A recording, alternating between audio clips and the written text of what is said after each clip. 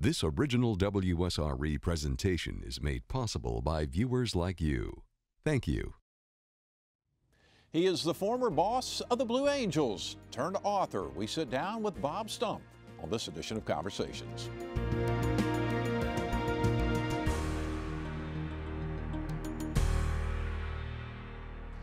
Bob Stumpf is a Naval Academy graduate who would go on to have a stellar career in naval aviation. He was awarded the Distinguished Flying Cross and became the flight leader and commanding officer of the United States Navy's Blue Angels. After retiring from the Navy, Bob entered commercial aviation, ultimately retiring as a captain with Federal Express. Recently, Stumpf's pursuits have been a little closer to the ground. The longtime aviator has turned into an author. His new book, Letters to Imogene, chronicles the real-life stories of some key family members during World War II. We welcome Bob Stumpf to Conversations. Thank you for joining us. Well, thanks for inviting me. Heard a lot of wonderful things about the book. How did this come about? I got very interested in the adventures of my father, grandfather, and uncle during World War II, all in the European theater. About the year 2003, 2004, when I discovered a trove of memorabilia and albums and letters and who knows what all records from that my mother had saved for all those years. So it started with an examination of all that stuff, and I decided that it would be a good idea to compile that all into one volume so we could pass that down to our kids and grandkids so that they knew the story, so that it didn't go unknown. Right. As you started digging through it, what immediately jumped out at you? Well, nothing really immediate other than the length of time that they were involved in the conflict, in the war. They started in 1942 and late 1942, and they didn't get back until late 1945 after the occupation of Germany. So their involvement was long and it was brutal, and that became clear to me after a little bit of digging. And I didn't know anything about that because my father really never talked about it. What do you think your dad didn't talk about it? I think he was carrying a lot of burdens from the war. It was a long, drawn-out, hideous, bloody affair, and I don't think he just didn't feel comfortable. He didn't want to relive it. I'm sure he did, but he didn't want to burden us with it. Right. As you think back on your dad and others like him, what's referred to as the greatest generation, what was it about those guys? What made them so special? Well, I think if you look across the board, the incredible sacrifice that the American people, the men and women alike, those that went over and those that stayed behind, everyone was willing to join in the fight, and they knew it was a big one, and it's going to be tough, but it seemed like there were very few people that shirked what they considered their duty. I mean, kids right out of high school signing up, not waiting to be drafted, and it seemed like everybody wanted to jump in and help, and that went for the folks in the home front as well as I discovered researching the book. Right. What do you think would have happened had America not taken the stance it took and us not been so eager to help? Well, in the big picture, we weren't that eager to help early on in the war. Right. We didn't get in until after Pearl Harbor, where the Brits and the French have been fighting, and others have been fighting since 1938. So, but once we committed, it was full commitment. And what was your question? Well, I'm just saying, what do you think would have happened to the world? Because I kind of read into it that, like you say, initially America was not that interested in getting involved in it. But had we not, the world looks different. There's a section in one of the early chapters where we discuss that. Where was the world strategically, with Japan and Germany dominating so much of the world? Where was it headed if something didn't change? Mm-hmm. And the change was the United States getting into the war. And frankly, it looked very bleak in early 1942, with the Germans and the Japanese forming a quasi-alliance, and they were on the brink of world domination. Right. And so I think it was very, very the United States certainly was key to changing that balance. Right. Because I've read some reviews on the book, and folks kind of refer to it as a history lesson, you know, certainly because, and then you weave in the actual letters and involve the personalities. Tell me about your grandfather. Tell me about General Stroh. Yeah, he's an interesting guy. He grew up in Washington, D.C., and he always had been interested in being a soldier. That was his goal. And there was a cadet battalion at his high school that he was very much a part of. And then he wanted to go to West Point. And this was 1911. And the only way you could get into West Point, or the primary way, was either political, or you could compete on a national exam, which really required a prep school, a year of prep school to prepare just for that exam to be competitive. And his parents couldn't afford that. So he joined the cadet battalion at the what's called the Michigan Agricultural College, now Michigan State University, and did what was now called ROTC for 4 years there. Still couldn't get a commission when he graduated in 1915. The Army was very small, and they were the only officers' commissions that were awarded were from West Point.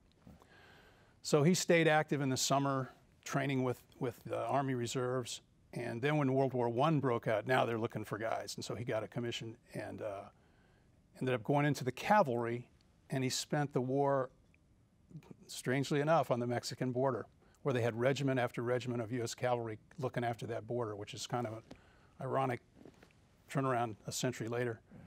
So he was very disappointed he didn't get to Europe, but I'm sort of glad that he didn't. So I'm here today. Absolutely, absolutely, yeah. And then the interwar years he spent dedicated to the Army, very slow going. Again, they shrunk down to a very small regular Army. And those that stuck around were destined to do big things during the Second World War, which is what happened to him. Yeah. Well, tell me about his leadership style. There's a lot written about that that I uncovered from people that knew him. And he was highly respected by his peers and by his subordinates. They really enjoyed working for him. He was a listener. He would ask a question, and then he would listen, and he would suggest. He wasn't a brutal kind of Patton-esque kind of guy. He was much more quiet, taciturn, and very professional. They called him Mr. Fort Benning because he was so well versed in the infantry tactics of the time. Did you ever talk to your mom about what kind of father he was in addition to that? Sure, yeah. In fact, at the beginning of this project, I sat my mom down for 2 days and picked her brain about everything she could recall about World War II and about her father and her brother and her husband, my dad. And yeah, she said he was pretty strict disciplinarian, but she always respected him, and he was always fair. She revered him. I mean, it's very clear from their letters. Mm-hmm. So they were very fond of each other. But again, I guess he was pretty strict, but I think that was normal for the time. Right, right. Yeah. You talked about him wanting to go to West Point. Now, it's my understanding that his son, your uncle, I believe did go to West Point, correct? Indeed. In fact, he was able to do that year prep school to prepare for the exam, and he was able to gain entry into West Point, and he struggled mightily academically for all 4 years, but he pulled through and went into the Army Air Corps. Okay, and so he became a pilot. Yeah. Yeah, sort of like yourself later in your career. In fact, there are a couple of chapters in the book that just detail his flight school experience preparing for war. I mean, it was a wartime, hurry up, we get you ready, and then you're going over there, and it's going, you're going to have to do some work. Right. Where were they training in those days? They trained all over. He started in Avon Park, Florida, I think, and then they went to South Carolina, and then he ended up doing his advanced training up in Groton, Connecticut. Okay. And what kind of aircraft were they training in? Well, training, the T-6 Texan, which you still see around at air shows today, that was the advanced trainer for all the armed forces, or variants of it. Mm-hmm. And then he went into P-47 Thunderbolts, which is a big new single-seat fighter at the time. He was a little disappointed that he didn't get the P-51 Mustang, which is what he had his heart set on because it's so good looking. Right. Turns out the the P-47 did a lot of the lion's share of the work over there. Right, right. Yeah. And what kind of guy was he? What kind of personality was he? Or what did you, I know you never really had a chance to meet him, but what was he like from the letters and from the people you talked to? Yeah, he was an introvert. He was quiet, and he was a West Pointer when he got to his fighter group, those pilots were rare who were also West Point trained, and they had a real bad reputation because they were kind of sticklers for discipline and whatnot. But he was not like that, and some of his colleagues related that to me in person and also in the research that I did, that he was very well liked and kind of quiet, and very dedicated to his duty. Yeah. Was your grandfather an introvert? No, I don't think so. No. He liked to sing, and he was an actor on stage. And okay. Yeah, and he liked to give speeches, so I don't think he was an introvert. Yeah. I read somewhere along that I think he said that had he had the opportunity to go to West Point, I mean, he would have been, up there with Eisenhower and the rest of them. Yeah, he would have graduated with Eisenhower and Omar Bradley in 1915. Wow. They would have been classmates and would have known each other. And he got to know them later and worked for them, but he wasn't in that. He lost 2 years of seniority in the Army, so he was behind those guys. Right. Interesting. Did your mom ever say what it was about him, the reason he wanted to be in the military at such a young age? Was there something that inspired him along the way? The little things that I learned about his boyhood, they were big fans of the John Philip Sousa Band, the Marine Band, and they would go to those band concerts there in Washington. Right. And he was a big fan of fire engines. He liked to see the fire engines with the horses, come rolling out. I guess they lived near a fire station in D.C. So other than that, I'm not really sure where it came from, but he was definitely a soldier's soldier, for his life's work. Right, right. What about your dad? Tell me about your father. Yeah, he was an only child, son of a physician near Akron, Ohio. I guess he was real smart in high school and ended up graduating at 16, and then went to Akron University for a year. And it was during the Depression. The folks didn't have a lot of money to be sending him, to a college. So I guess his father had some pull with a senator, and next thing you know, he had an appointment to West Point, not having any, background at all in the military. Okay. Do you think he never really, just kind of fell into it more or less? Correct. And didn't, okay. And what did he do? Tell me a little bit about his role. My father, he did well at West Point and graduated just fine, never had any academic problems. Really, I think he really received the military culture well. He really liked it. He liked the discipline. He liked the goals. He liked the spirit of duty, honor country. That's what they instill in you in West Point, and it did well in him. He became an infantry officer, which is commanding ground troops, and then he decided to go into the Ordnance Corps, which was building and developing weapons systems for the Army, because they offered him a scholarship to MIT for a graduate degree to do that. With the war, that went away, and he found himself back in the infantry in North Africa. He went ashore initially with Patton's first wave into Casablanca, and then worked his way into the Armor Corps, a tank division as an infantry battalion commander, and then did the rest of the war in the infantry as a battalion commander. And the fascinating thing about it is that, I mean, all three of them were over at the same time. So it's your grandfather, your uncle, and your father. And tell me about what that dynamic was about. Well, the letters are very expressive about it. And especially my grandfather was a very prolific writer. And he spent a lot of time talking about my dad, his son-in-law, whom he sort of adopted as a second son. And the culmination of that dynamic was on Christmas Day, 1944, when they all got together in southern England, where my uncle's airfield was there, and the headquarters for my grandfather's division, of which my father was a part.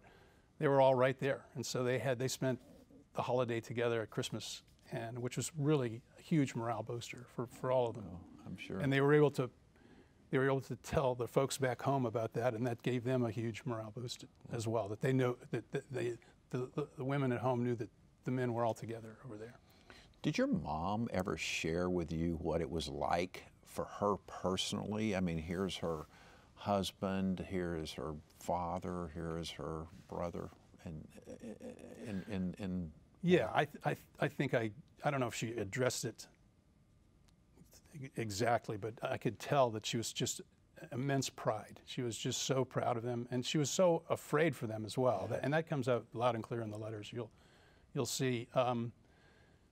They were very worried about all of them because they were in some really tough situations over there, and those are again described. But yeah, it was. I think pride is the best thing. She was trying to do her part on the home front by volunteering for various jobs over there to help the war effort during the war. I'm just curious I'm just kind of curious what it must have been like for the folks back home, and especially with their sons and husbands and fathers. Yeah, and the rationing, the sacrifices they had to make. They ran out of gas. They ran out of coal to heat their house. They scrounging wood to heat their house. The general's family scrounging wood to heat their house in Washington, D.C., in the cold, things like that. But she was really upbeat throughout the whole thing. She said, "Don't worry about us. We got more than we need." And, because the guys over there were worried about them too, Right.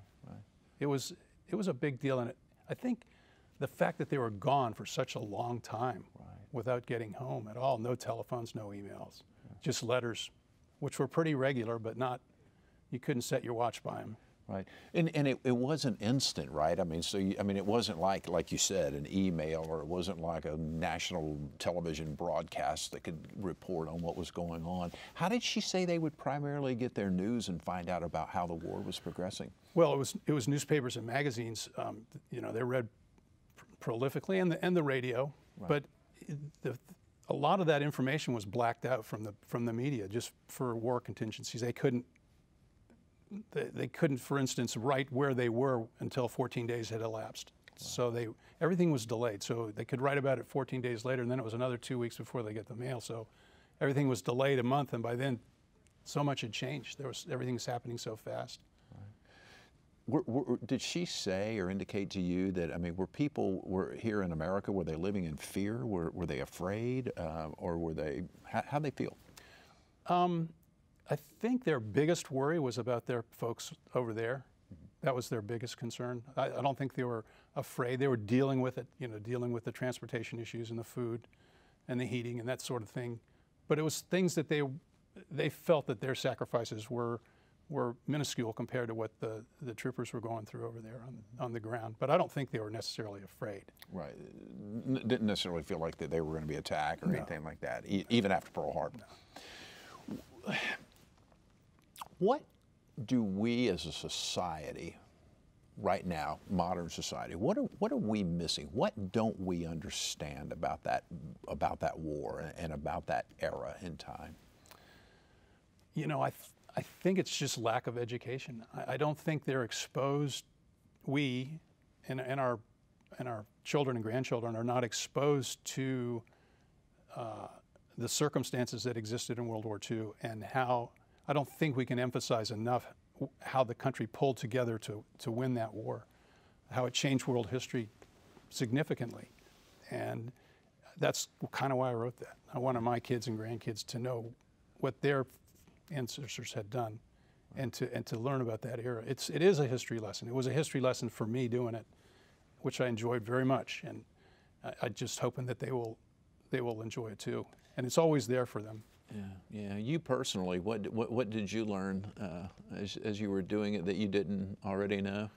I think there are many things, but the one that strikes me hardest, I think, is the plight of the United States Army infantrymen who, unlike the airborne divisions, these strictly ground pound and grunts got into it, and they were there until the end. They were not going home unless they went home in a body bag or with $1 million wound. If they got a wound, they'd just go to the hospital and get better and go back to the line.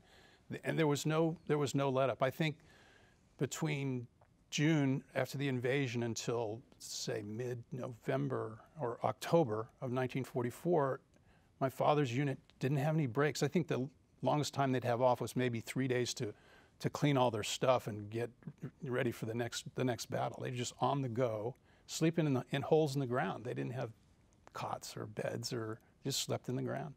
And they'd dig a hole and sleep in it. That's night after night after night. I mean, for months on end. Right.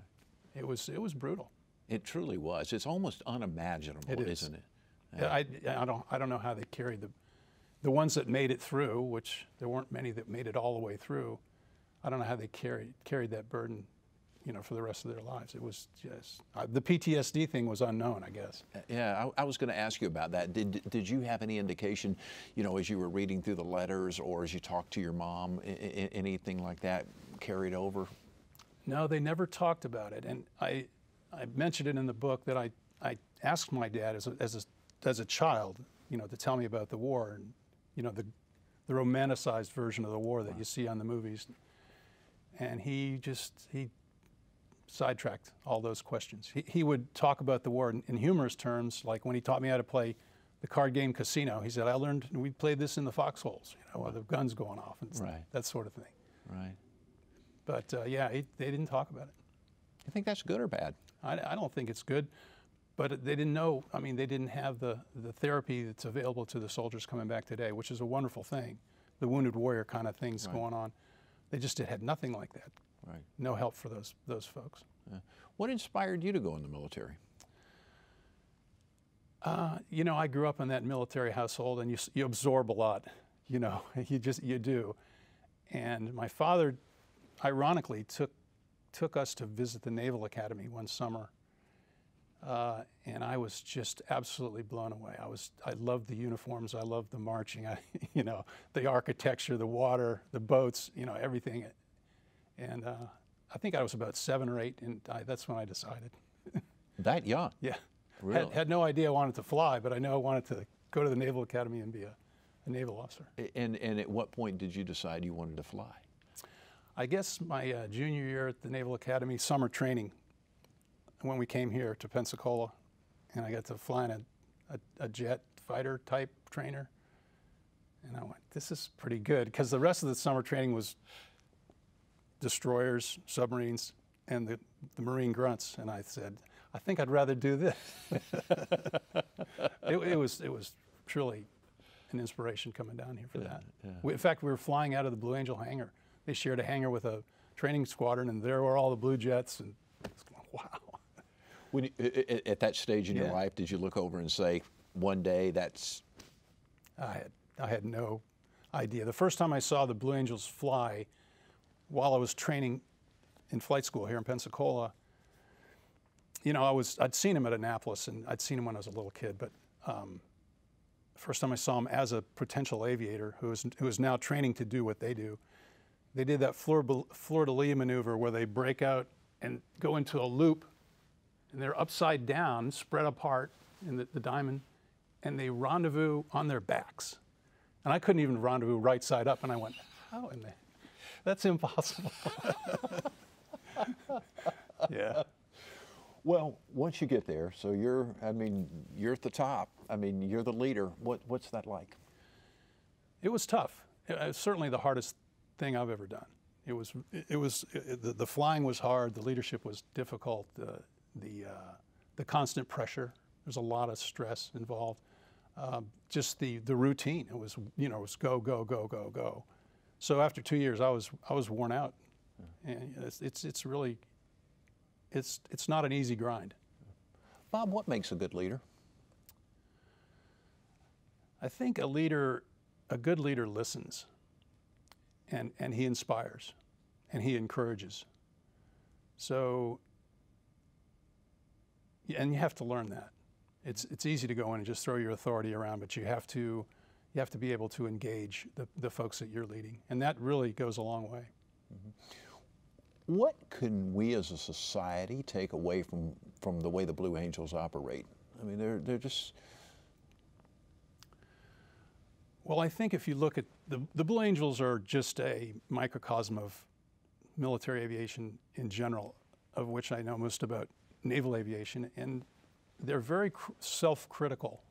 So after every mission, you come back and you pick it apart from top to bottom. Often the debrief takes longer than the actual mission took. And you learn, and you identify mistakes and things you could do better, and you work from there. And as I understand it, nobody's off limits. So even though you're the boss, they can tell you. And my guys were brutal at times, and I probably deserved it too. But yeah, it kept me humble. Yeah, yeah. How do you deal with that? I mean, I don't have much choice, I guess. Yeah. You know that it's helping. Yeah. It's helping the team to be able to be that honest with each other. And it's you hear about the Blue Angels debriefs and whatnot, but that goes on in the fleet too. It's very critical. For instance, when you come back from landing on the ship, the first thing you do after you take your stuff off, you walk into the ready room, and there's the LSO waiting for you, the landing signal officer, and he debriefs you on your pass, on your landing approach that you just made to the ship. That's the pride and joy of a naval aviator is flying a good approach to the ship, a good landing. And when he takes you apart and says, "This is what you did," and you're going, "I didn't see that," it's pretty humbling. But that's what you do. And then that particular approach is posted on what's called the greenie board, so that everybody can see how you're doing, as compared with everybody else in the squadron. In about a minute, advice to young aspiring aviators or anyone who wants to go in the military and serve our country. Yeah, I think the most important thing, and probably something that I didn't do as well as I should have, is you need to really study and work hard and try to be the best you can be every day. You can't just have fun and say, "Oh, this flying stuff's great." You got to really, really work at it, work at your craft, and realize that it's going to take a while to make it to be good. And just in a couple of words, take away from the book. What do you want people to know? I want them to realize what the families went through, and how important their efforts were to winning that war and changing history. And it's available on Amazon and Amazon, Barnes & Noble. The ebooks are out, Kindle, Nook, Apple. It's available at Bodacious Bookstore downtown. Great, great. A lot of nice reviews, and I've had an opportunity to read some of it. It's a history lesson weaved in with real life and personalities. I think you'll find it very, very fascinating. Letters to Imogene, written by Robert E. Stumpf, or as we know him around Pensacola, at one time the boss of the Blue Angels. It was a pleasure, my friend. Thank you, Jeff. Appreciate it. By the way, you can see this show and many more of our conversations online at WSRE.org/conversations. We're also flying around YouTube and Facebook as well. I'm Jeff Weeks. I hope you enjoyed the broadcast. Thank you so very much for watching. Take wonderful care of yourself, and we'll see you soon.